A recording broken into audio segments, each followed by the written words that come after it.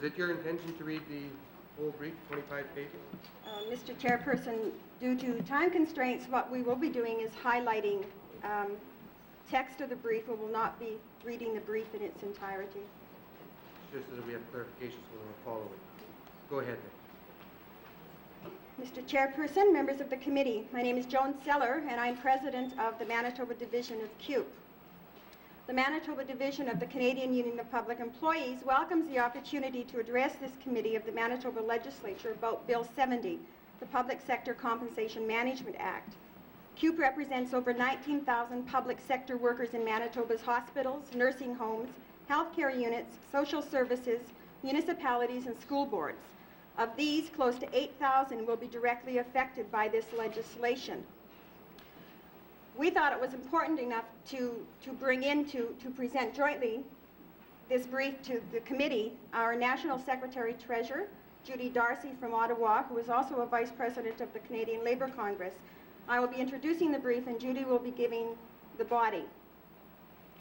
The basic principles of free collective bargaining, through which millions of workers around the world negotiate their wages, their benefits and working conditions every year, apparently mean nothing to the Filmon government.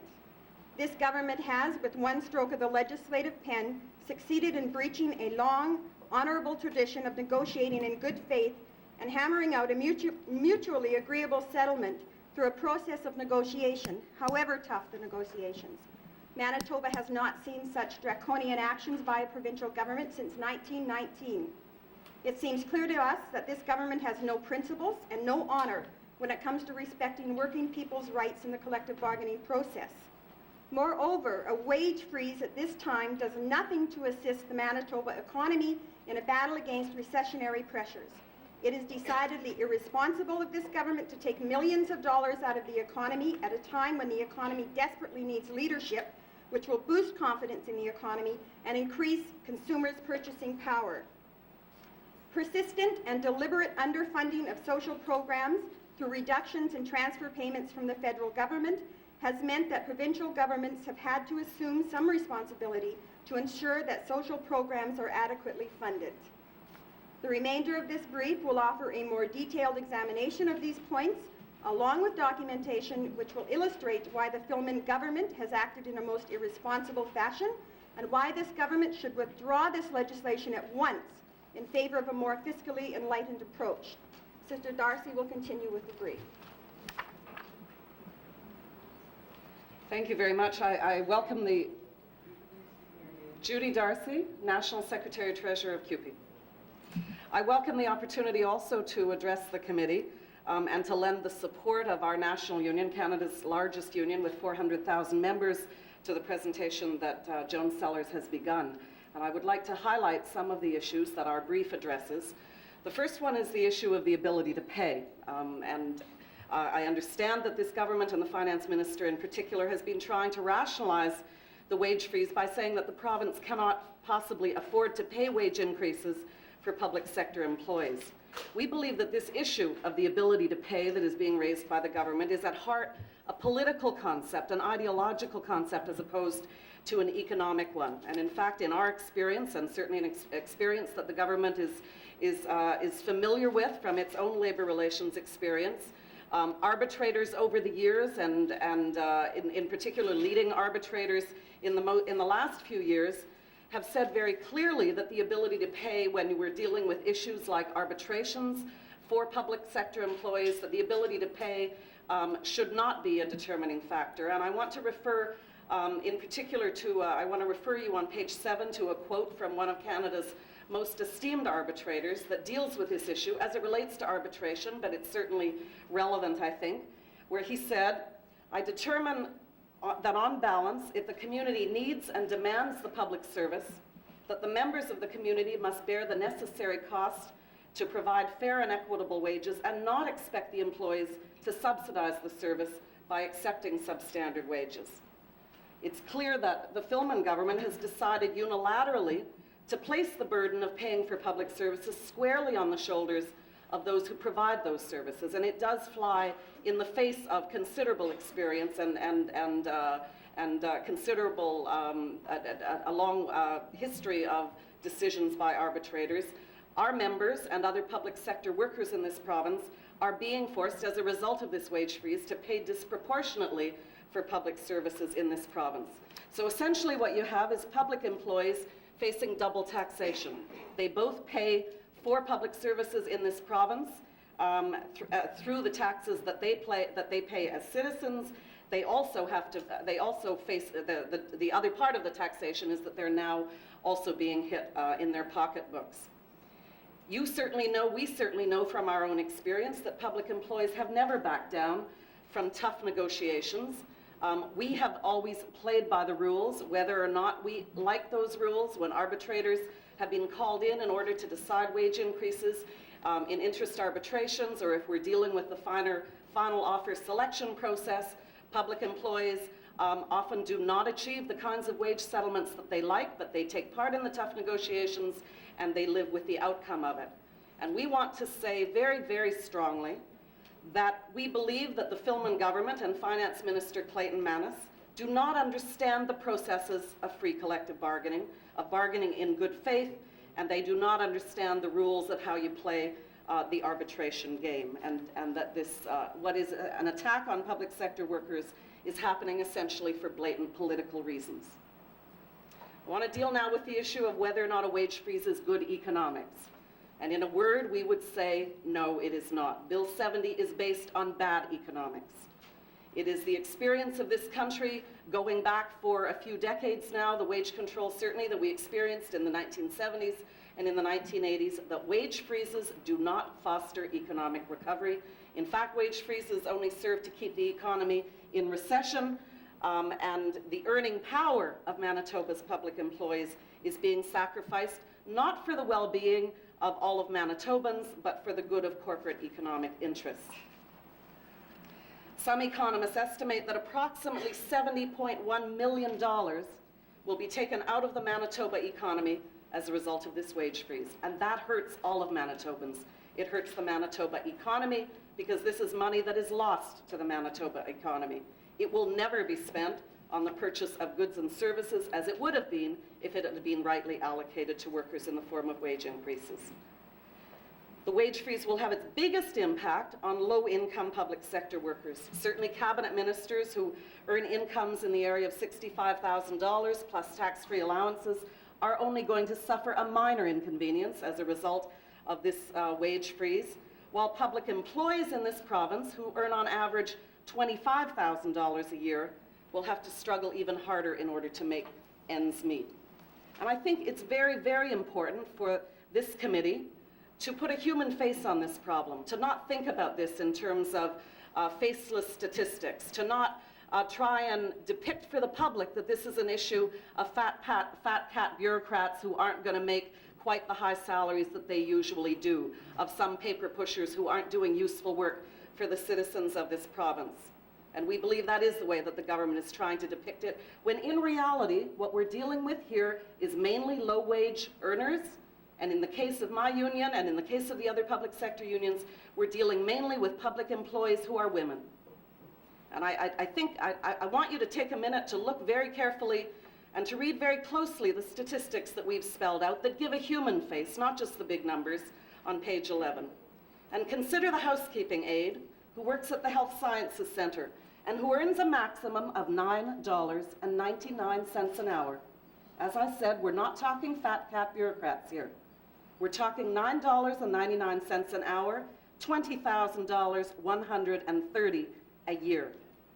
As you know, the poverty line in Manitoba for an urban area with a population of 500,000 or greater is $29,494 for a family of four. We have many members who fit that bill, who are women, who are sole support parents, who are earning $20,000, living far below the poverty line, and you're freezing their wages.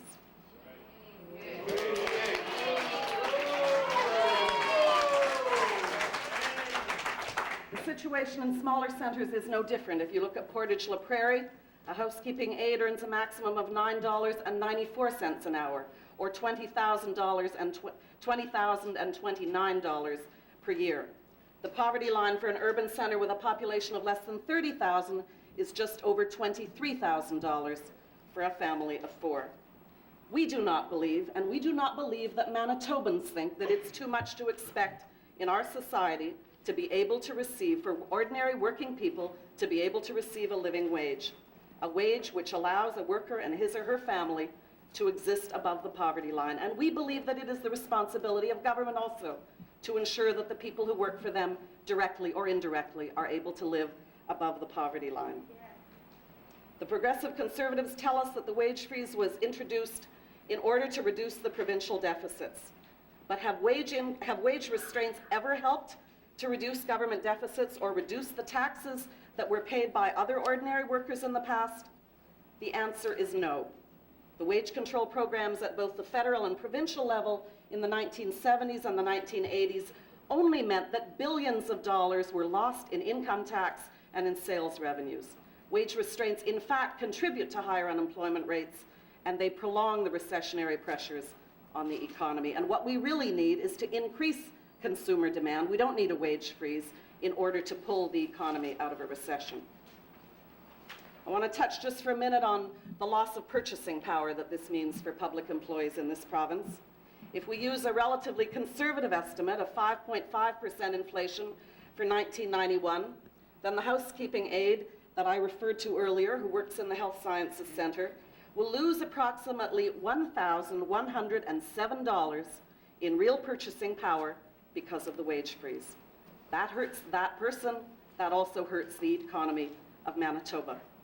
The Filmon government will not allow this worker, already working at wages below the poverty line for a family of 4, to protect his or her wages against inflation. We think it's also very important to underline the fact that wage increases do not cause inflation. We often hear the argument that wage increases are a primary cause of inflation. If you look, for instance, at the province of Manitoba, for the period of February 1990 to February 1991, average weekly earnings increased by 4%. During that time, they went up from a whopping $453.61 to $471.60. The Consumer Price Index, on the other hand, increased by 6.1% during that same period. If wage increases were a major cause of inflation, we would be seeing wages increasing at a faster rate than prices, not at a slower rate. Wage settlements over the past 3 years also indicate that there's very little reason to believe that negotiated wage settlements have had a significant inflationary impact.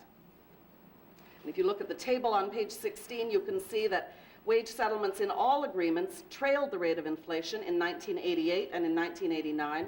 Settlements were ahead of the rate of inflation in 1990, not because public sector settlements were large, and this wage freeze is one directed at public sector workers, but because private sector settlements were over 6%. Now, believe me, I'm not advocating that we bring in wage controls for the private sector as well. I just want to make very clear that what we have happening here is a scapegoating of public sector workers whose settlements are in no way responsible for inflation. The first quarter of 1991 now has wage settlements that are virtually tracking the rate of inflation.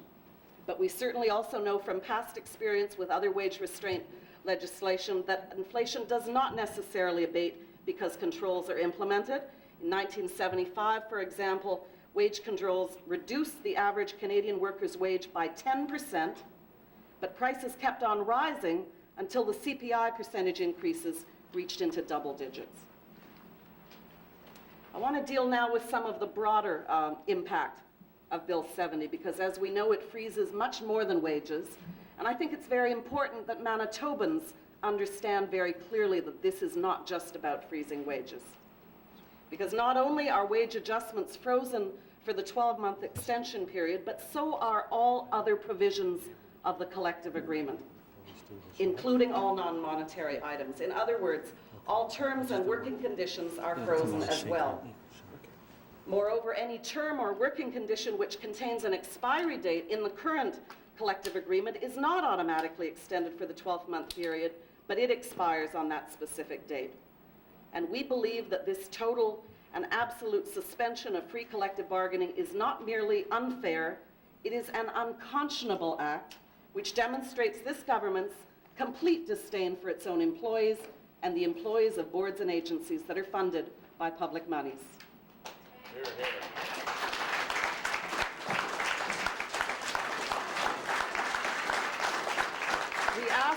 please. We ask the Order, committee. please. Order, please. We ask the Order, committee. please. I'd like to remind the members of the public in attendance, under the rules of decorum, the general public should not participate in committee proceedings. This includes applauding, cheering, heckling, and booing. Thank you. These are the rules of the House. With respect, sir, I didn't feel they were taking over my presentation, but you are the chair. Ms. Darcy. I would ask this committee and I would ask the government to consider very seriously how can employees gain satisfaction out of providing services to a deserving public when their government and their employer has such little regard for them. I want to touch just for a minute now on the impact of cutbacks in federal transfer payments. And yes, it is certainly true that the federal government is offloading its responsibility for social spending onto the provinces, but the provinces in turn, and in this case the Manitoba government, are offloading their responsibilities onto municipalities, hospital boards, school boards, and other social service agencies. And while the provincial government may use the cutbacks in federal transfers as a convenient justification for harsh economic measures, it remains nothing more than that, we believe, a convenient justification. The very same fiscal policy and political ideology which has driven the federal Conservatives to cut transfer payments is driving the provincial Progressive Conservative government to duplicate those cuts. And in short, we can only conclude that the provincial government is not interested in providing quality services to a deserving Manitoba public any more than the federal government is. Let me talk just for a minute about the issue of whether there was a choice for this government. Whether there was a choice. Is there any other alternative? We certainly are all too well aware that the federal Conservatives, that Mr. Crow have been pursuing a fiscal policy which has kept interest rates high and the value of the dollar at an unacceptably high level.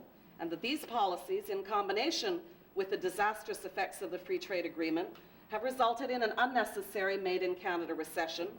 And hand in hand with that has come the attempt to blame public sector wage increases for Canada's economic problems.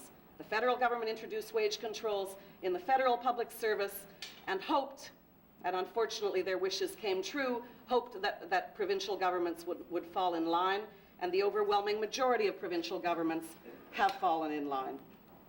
But all reports on the Canadian economy indicate that we are now at least poised, and I don't want to make too much of this, but we are poised to break out of the recession. We have seen the beginnings of some modest economic growth. The gross domestic product grew by 0.9% in April, its biggest monthly gain since March 1988. But this economic good news has absolutely nothing to do with wage restraints on public sector workers at either the federal level or the provincial level. One factor certainly is the easing of the government's high interest rate policy, which is a major contributor. But I think if you look at when most of those wage control programs have come into effect, they were not in effect in April, which is when the economy began to show signs of recovery. So is there an alternative to a wage freeze? We would say, of course there is. And we would ask that this government has the courage to pursue an option besides a wage freeze. There is an alternative. The Filmon government could have declined to march in lockstep with the federal government in blaming public sector workers for the recession. They could have made a commitment to the Manitoba public to find funds to provide quality public services with adequately paid employees, not to ask public employees to subsidize those services with real cuts in their purchasing power. But they didn't. Instead, they decided to listen to their corporate friends and to the Mulroney government and to punish public employees. The government could have, and the government should have sought revenue from those who can afford to pay and from those who benefit most from government subsidies and from low tax rates. The corporations and the wealthy must pay their fair share through a fair and equitable taxation system.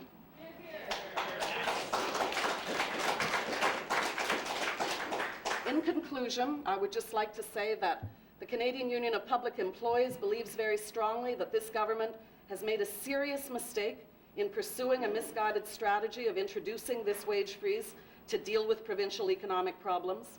We believe that Bill 70 is a denial of justice and a gross infringement on the rights of public sector workers.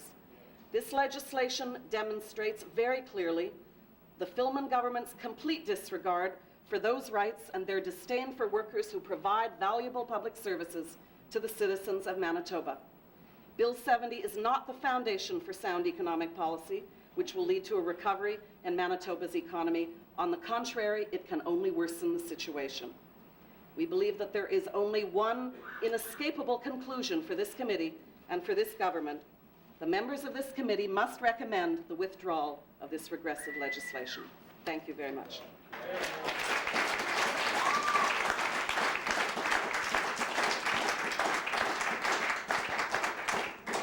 Addressed many, if not all, of the relevant issues, and although I may disagree with some of their conclusions, certainly in my view, the relevant issues have been addressed in their brief. I wonder if I might ask these questions. My deficit this year was $325 million. I'm not very proud of it. Should have it been larger? I don't believe that it is our responsibility to answer whether your deficit is larger. We believe that if you were prepared to take part in consultations with unions and with community groups and citizens in this province, that you might have been able to find some solutions that were amicable solutions. We believe that if you take part in negotiations, if you respect free collective bargaining, that unions also recognize that we live in tough economic times. We have certainly had local unions, including some of our largest local unions, who have been through extremely difficult negotiations, who've had to make tough choices, who have not achieved everything they wanted in a collective agreement, but who have recognized that there are times when it is tougher to get good wage increases and times when it is easier. And we're suggesting that if you took a more consultative approach, that you would be able to avoid the kind of confrontation that this particular piece of legislation is provoking from public employees and unions in this province. Order, please. At this time, I'd like to advise the members of the committee that I would appreciate if you kept your questioning as a clarification of the presenter's briefs. Mr. Minister? To that point, Mr. Chairman, in the brief, page 23, Ms. Darcy indicated that we listened to our corporate friends suggesting that there are significant tax reductions. I would ask her if she were aware that the corporate revenue in the province of Manitoba, per my last budget, is dropping 50% from the year before. And whether or not that has any relevance. I mean, it's not because I've decreased the corporate tax rates. The reality is that profits by many of our companies just aren't there to be taxed. Does that have any relevance to the presenter at all, that fact? And profits will continue to go down as long as you're taking the spending power away from the members I represent. If they don't have any money to spend now, then how do you expect them? It's a corporate profit. But their profits come from the money that my members spend. Mr. Minister?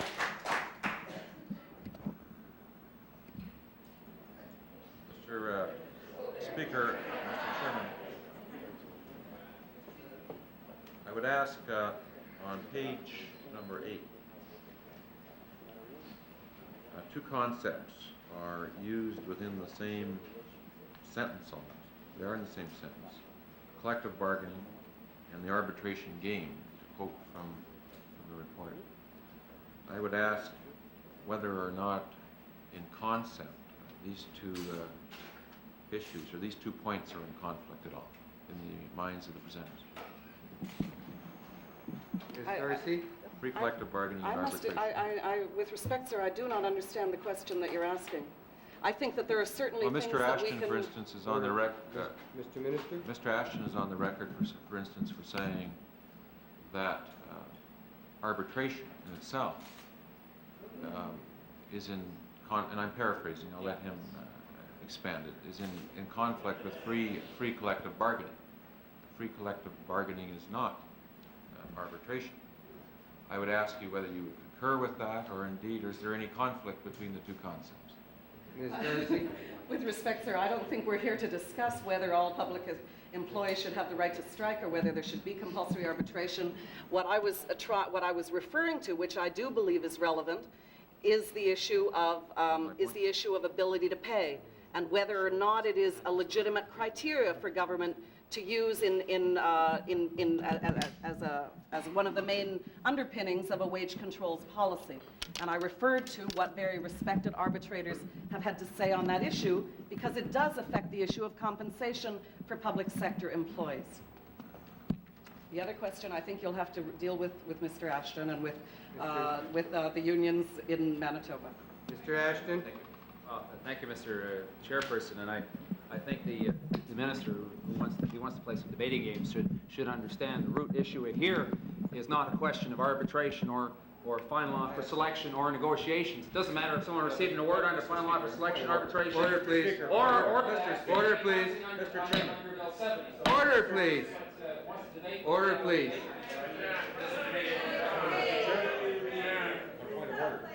Order, please. The Honourable Minister on a point of order. Mr. Chairman, I referred to a specific sentence in the brief, as is my right to do. Mr. Speaker, I'm not debating with the member for Thompson. I'll do that in the House. But I drew something out of the brief. I'm trying to get a deeper understanding of whether or not they're consistent with each other. And for the member for Thompson to now berate me because I drew his name into my question, Mr. Speaker, I say is very much out of order. Order, please. The Honourable Minister did not have a point of order, but Mr. Ashton should be presenting his question towards the presenter. Mr. Ashton. I mean, that's all I can say about it. It isn't free collective bargaining. You're nullifying free collective bargaining in this province. What they're doing has nothing to do with free collective bargaining. They're dissolving it. Mr. Ashton. From our experience in other provinces, and certainly our experience when wage controls were introduced at the federal level in the mid-70s, there is more labor unrest happening with public sector unions in this country at this particular point in history than I've been involved for 19 years. I would say perhaps in the mid-70s we had the kind of labor unrest at the same level as we're beginning to see now. Towards the government, towards their employers, we believe that it can be avoided. In the mid-70s, when we had wage controls at the federal level, I think we all know the history of that. We saw at that time the only general strike on a Canada-wide basis that this country has ever seen. And what we also saw was that for many, many years afterwards, the workers who were affected by that legislation were doing their darndest to try and make up for wages lost to inflation at the time that wage controls were in effect. Yes, so I think that there's absolutely no doubt that what we're going to see is an intensification of labor unrest in this country, and there is an alternative. Free collective bargaining is an alternative. Mr. Ashton. Indeed, Mr. Chairperson, it's been working in Manitoba up until this point in time. I find your comments very interesting. I have another question related to the part of the brief which talked about the impact on people, because that's really the bottom line here. It's the impact on people that you represent, the people that many other people represent, many of the private citizens we're going to hear from, I'm sure, throughout these hearings, who are going to be directly affected. And I want to give you the opportunity to give members of the committee some idea of who are the members of CUPE in Manitoba. You mentioned one particular classification of employee, and it's, I think it's horrifying when you look at someone making $9.99